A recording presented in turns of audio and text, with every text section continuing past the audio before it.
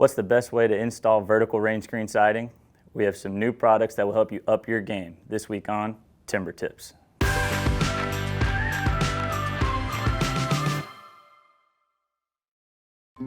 We talked about the definition of rainscreen siding in a previous video. The link to that video is below. In this video, I want to address the best practices for a vertical rainscreen system. First, let's talk about the problem, the furring strips.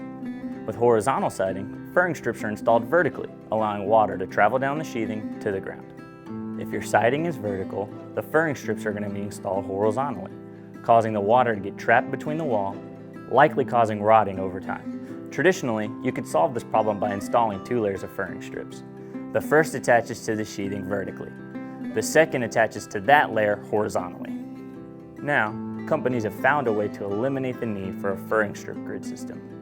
While visiting a beautifully designed home in Austin by DesignHound, we noticed that the contractor, who was the Muskin company, was using a plastic furring strip made by Dupont. The strips are ventilated so air can pass through any direction behind the wall. So with the siding being vertical and the batten horizontal, water can still move behind the boards freely. This means you only need 1 layer of furring strips. One last tip, if you plan on using the plastic furring strips instead of the wood checkerboard, make sure before construction you calculate the correct thickness of your rain screen so it fits around your windows properly. If you found this video helpful, be sure to subscribe and click on the notification bell. Until then, we'll see you next week on TimberTips.